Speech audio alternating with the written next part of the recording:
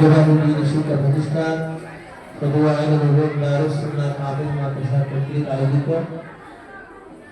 জুলাই গণঅভ্যুত্থান দিবস 2026 আজকের অনুষ্ঠানে আমাদের মাঝে সভাপতি আসন গ্রহণ করছেন বর্তমান মাদ্রাসার সুযোগ্য অধ্যক্ষ তথা আলমী আলহাজ আল্লামা মোহাম্মদ সাহেব বারাকাল্লাহু তাআলা ফি হায়াতি আমাদের মাঝে উপস্থিত রয়েছেন আপনাদের সম্মানিত সুযোগ্য সিনিয়র প্রফেসর মাওলানা হযরত মাওলানা মাহমুদুল হক সাহেব বারাকাল্লাহু ফি হায়াতি আমাদের মাঝে উপস্থিত রয়েছেন আমাদের মাদ্রাসার প্রবীণ উস্তাদ তথা আলমী মাওলানা নুরুল সাহেব সহ আমাদের অন্যান্য সহকর্মীবৃন্দ ও আমার প্রাণপ্রিয় ছাত্রছাত্রী ভাই বোনেরা সম্পূর্ণ পরিচয় একটি মোটাই বলবেন আল্লাহ রাব্বুল আলামিন হযরত কালামে হাকিমের মধ্যে বলেছেন লা ইন শাকারতুম লা আযীদান্নাকুম ওয়া লা ইন কাফারতুম ইন্না আযাবি লাশাদীদ। আল্লাহ রাব্বুল আলামিন বলেন বান্দা তোমাদের প্রতি আমার কৃতজ্ঞতা আমাকে যদি তোমরা কৃতজ্ঞ হও শুকরিয়া আদায় করো তাহলে আমি তোমাদের নিয়ামত আরো বাড়িয়ে দেব, আর যদি অকৃতজ্ঞ হও আমার নিয়ামতের প্রতি নাশকর গুজার হও তাহলে আমি তোমাদের এই নিয়ামত এর প্রতি নাশকরির কারণে তোমাদের প্রতি আমি শাস্তি প্রদান করেছি। সুপ্রিয় শিক্ষার্থীবৃন্দ, সুদীর্ঘ 15 বছর আমরা ফ্যাসিস্ট সরকার আওয়ামী লীগের নির্যাতন নিষ্কাশনে সারা বাংলাদেশের মানুষ আতঙ্কিত ছিল, জর্জরিত ছিল।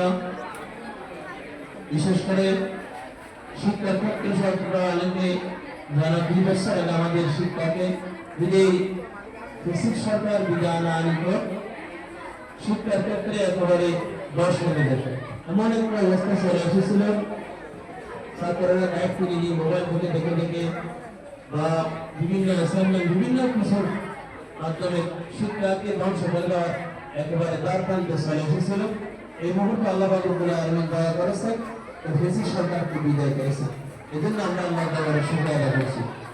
বিশেষ করে একেবারে নির্যাতনের শেষ প্রান্তে চলে গিয়েছিল আলেম ওলামা, ছোট মায়ের কোলে শিশু সহ এবং নারী। বিশেষ করে কারো সম্মান এই ফ্যাসিস্ট সরকারের কাছে ছিল না, সকলকে নির্যাতন করেছে, হত্যা করেছে।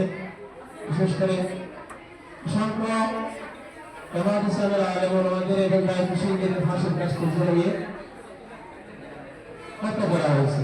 আল্লাহ তাআলা তাদেরকে সহায় ক্ষমা দান করুন, সকলে বলে আমিন। সুতরাং আমরা রব্বুল আলামিনের কাছে শুকরিয়া আদায় করছি যে আল্লাহ পাক রব্বুল আলামিন আমাদের উপর জগৎকাল ফাতাত আমাদের মাথার উপর থেকে জগতের ফাতাত আল্লাহ তাআলা বিদায় করেছেন এবং আমাদের একটু সুন্দর